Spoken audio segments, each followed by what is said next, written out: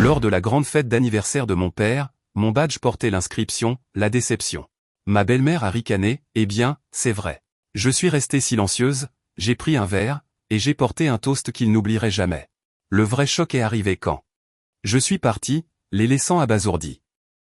Je m'appelle Émilie, j'ai 32 ans, et à la fête du 60e anniversaire de mon propre père, il a annoncé publiquement, devant une salle pleine de ses amis et collègues, que j'étais sa plus grande déception.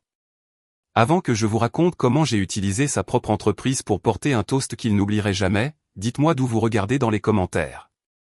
La fête était exactement ce à quoi on pouvait s'attendre, organisée dans la salle de bal guindée d'un hôtel du centre-ville, du genre avec des lustres qui coûtent plus cher que ma voiture et des tapis au motif si criard qu'il hurlait là, vieille fortune. Je me tenais au fond, sirotant un verre d'eau pétillante, essayant d'être invisible. Mais ensuite, mon père, Robert, s'est approché du micro. Il a commencé son discours en remerciant tout le monde d'être venu. Il rayonnait en remerciant sa merveilleuse et dévouée épouse, Karen, qui se pâmait à la table d'honneur. Il a ensuite posé la main sur l'épaule de mon demi-frère. Et je dois remercier mon fils, mon successeur, Ethan. Il me rend fier chaque jour. La salle a applaudi poliment. Il était sur le point de conclure, mais il s'est arrêté. Il a balayé la foule du regard et ses yeux se sont posés sur moi une fraction de seconde. Et bien sûr, a-t-il ajouté, sa voix soudainement plate, Émilie est là aussi. Elle est venue de Portland juste pour ça. C'était tout. Pas de « ma fille ». Pas de mots de fierté. Juste une pensée après coup, un détail social sans importance. Le silence qui a suivi a pesé plus lourd que n'importe quelle insulte qu'il aurait pu crier. C'était un renvoi public. Il ne m'avait pas seulement oublié devant tous ceux qui comptaient pour lui, il m'avait effacé. Et à ce moment-là, quelque chose en moi, quelque chose qui avait été usé et épuisé pendant des années, a finalement craqué. Ce petit discours ne m'a pas seulement donné la permission de faire ce que j'avais prévu. Il m'a donné un mandat. Pour comprendre pourquoi cette petite phrase m'a si durement frappé, il faut comprendre que ce n'était pas nouveau. C'était juste la dernière brique d'un mur qu'il construisait entre nous depuis 20 ans. Le pire, c'était quand j'avais 18 ans. J'avais un fonds pour mes études, économisé par ma mère avant son décès. C'était mon seul billet pour une bonne université, ma seule chance d'avoir une vie différente de la sienne. Un jour, je me suis connecté à mon compte en banque pour vérifier le solde. Mon cœur s'est arrêté. Le solde affichait $73.24. 20 000 $ envolés. Quand je l'ai confronté, tremblante d'un mélange de peur et de rage, il n'a même pas pu me regarder dans les yeux.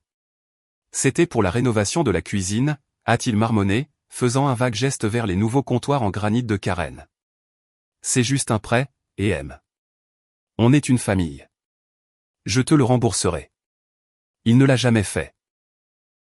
J'ai fini dans une université d'État, cumulant 2 emplois, noyé sous les prêts étudiants, pendant qu'Ethan allait dans une université de l'Ivy League aux frais de Robert.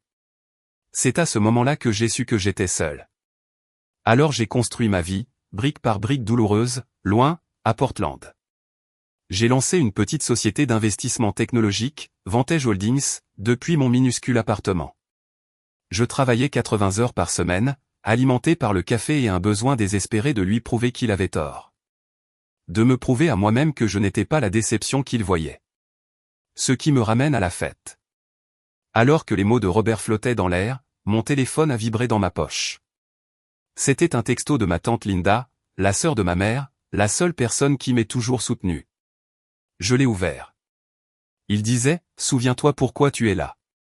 Tu avais besoin de le confirmer de tes propres yeux. N'agis que si tu es sûr. As-tu appris plus de choses sur ce contrat sterling ? C'est tante Linda qui m'avait mise sur la piste quelques mois plus tôt. Mon entreprise, Vantage, avait fait un investissement stratégique dans une entreprise manufacturière de taille moyenne, Sterling Manufacturing. C'était une bonne affaire, des chiffres solides. Je n'y avais pas beaucoup réfléchi jusqu'à ce que Linda m'appelle. « Tu ne devineras jamais qui est le plus gros client de Sterling », avait-elle dit. « L'entreprise de ton père. » Soudain, tout s'est éclairci. J'étais venu à cette fête non par obligation familiale, mais pour faire de la reconnaissance. J'avais besoin de voir par moi-même si quoi que ce soit, absolument quoi que ce soit, avait changé. Alors, avec ce texto vibrant dans ma poche, j'ai décidé de faire quelque chose que je n'avais jamais fait auparavant. J'ai arrêté de les éviter. Je me suis dirigé droit vers mon père. Il m'a à peine regardé. Merci d'être venu, a-t-il marmonné, ses yeux balayant déjà la salle à la recherche de quelqu'un de plus important à qui parler. Aucune chaleur, aucune reconnaissance. Juste une case cochée. Confirmation numéro 1. Ensuite, Karen s'est glissée jusqu'à moi, une flûte de champagne à la main. Oh, Émilie, ma chérie, a-t-elle roucoulé, sa voix dégoulinante de fausse douceur. Tu essaies de te mêler aux autres. Ça doit être si difficile quand on n'a pas, eh bien, grand-chose en commun avec le monde de Robert. Elle m'a toisé de la tête aux pieds, un petit sourire suffisant aux lèvres. Confirmation numéro 2. Puis est venu Ethan. Il m'a juste jeté ce regard, vous savez, celui qui est à moitié pitié, à moitié, je suis tellement content de ne pas être toi. Il a parlé de sa nouvelle promotion, du bonus qu'il recevait. Il ne m'a même pas demandé ce que je faisais. Il a juste supposé que ma vie à Portland était un petit passe-temps charmant. Confirmation finale.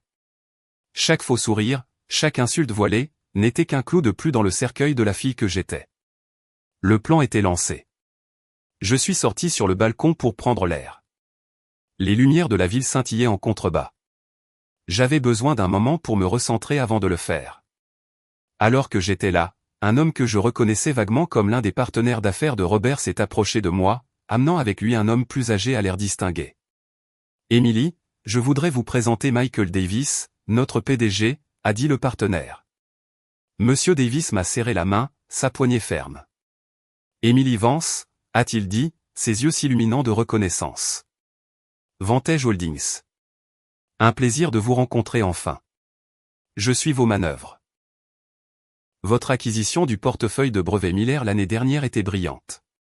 Mon sang s'est glacé. Il n'avait aucune idée de qui j'étais dans cette salle. Il ne savait pas que j'étais la fille de l'homme qui travaillait pour lui. Il me voyait juste comme une égale, un requin. Il a continué, les gens de Sterling Manufacturing ont certainement de la chance de vous avoir à leur conseil d'administration maintenant. Vous avez redressé cette entreprise. Et c'était ça. C'était la dernière pièce du puzzle. Ce n'était plus juste une rumeur de tante Linda. C'était un fait, sortant de la bouche du patron de mon père. J'avais le pouvoir. Et après 20 ans d'impuissance, je savais exactement ce que j'allais en faire. Je suis retourné à l'intérieur. Je suis passé devant mon père, devant Karen et Ethan. J'ai marché droit vers la petite scène et j'ai pris le micro. Un léger bourdonnement de Larsen a résonné dans la salle, et tous les yeux se sont tournés vers moi. J'aimerais dire quelques mots, si vous me le permettez, ai-je dit. Ma voix ne tremblait pas. Elle était calme, claire. J'ai regardé mon père. Mon père, dans son discours, a parlé de son héritage. Et il a eu raison de le faire. Il m'a appris la leçon la plus précieuse que j'ai jamais apprise. Il m'a appris que dans les affaires, comme dans la vie, chaque choix a une conséquence. J'ai laissé cette phrase infuser. Je pouvais voir Karen chuchoter à Robert, un air confus et agacé sur le visage. Mon choix, il y a des années, a été de quitter la maison et de construire quelque chose par moi-même. Mon choix a été de fonder une société d'investissement appelée Vantage Holdings. Un choix récent a conduit mon entreprise à prendre une participation majoritaire et un siège au conseil d'administration d'une société appelée Sterling Manufacturing. J'ai marqué une pause et j'ai balayé du regard la table d'honneur. J'ai vu le moment exact où le nom a percuté l'esprit de mon père. Le léger écarquillement de ses yeux. Et mon choix aujourd'hui, ai-je continué, ma voix baissant un peu, devenant plus dure, après avoir confirmé que certaines choses ne changent jamais, et de mener le vote du conseil d'administration, dès lundi matin, contre le renouvellement du contrat d'approvisionnement principal avec l'entreprise de mon père. Un contrat qui, comme je suis sûr que tu le sais, papa, est la seule chose qui maintient la rentabilité de ta division. Le silence dans cette salle était absolu. C'était si silencieux que je pouvais entendre les glaçons bouger dans le verre de quelqu'un. Le sourire peint de Karen semblait s'être fissuré. Ethan avait l'air d'avoir reçu une gifle. Et mon père, toute couleur avait quitté son visage. Il avait l'air d'avoir vu un fantôme. Alors, j'aimerais porter un toast, ai-je dit en levant mon verre d'eau. Au choix. Et à leurs conséquences. J'ai bu une gorgée, j'ai reposé le micro sur son support, et je me suis retourné pour partir. Toute la salle était figée. Alors que j'atteignais les grandes portes doubles de la salle de bal, une main a attrapé mon bras. C'était Robert. Son visage était un masque de fureur et de panique. « Tu mens » a-t-il sifflé, sa voix basse et venimeuse. « Tu essaies de me ruiner. Tu fais ça parce que tu as toujours été jalouse d'Ethan. » J'ai regardé sa main sur mon bras, puis son visage. La peur, le désespoir. Je n'ai rien ressenti. Ni douleur, ni colère. Juste un vide silencieux. Je l'ai regardé droit dans les yeux. « Ce n'est pas personnel, » ai-je dit, et ma voix était plus froide que je ne l'avais jamais entendue. « C'est juste les affaires. Une leçon que j'ai apprise de vous. » J'ai retiré mon bras, je lui ai tourné le dos, et je suis sorti. Le bruit de la porte se refermant derrière moi fut le son le plus satisfaisant que j'ai jamais entendu. La première chose que j'ai faite en arrivant à ma voiture n'a pas été de pleurer. Je n'ai pas crié. J'ai sorti mon téléphone, ce petit appareil élégant que j'avais payé avec mon propre travail acharné. J'ai ouvert mes contacts. J'ai trouvé son nom, Robert. J'ai appuyé dessus. Et j'ai appuyé sur « Bloquer ce contact ». Puis j'ai trouvé Karen. Bloqué. Puis Ethan. Bloqué. C'était fait. Le lien était enfin, définitivement, rompu. 3 mois plus tard. Je suis dans mon bureau. Mon vrai bureau, pas le coin de mon appartement. Il est au 30e étage, avec des baies vitrées donnant sur toute la ville de Portland. La ville qui est devenue ma maison quand mon ancienne m'a rejeté. C'est calme ici. Paisible. L'anxiété bourdonnante constante qui vivait sous ma peau depuis 2 décennies a tout simplement disparu.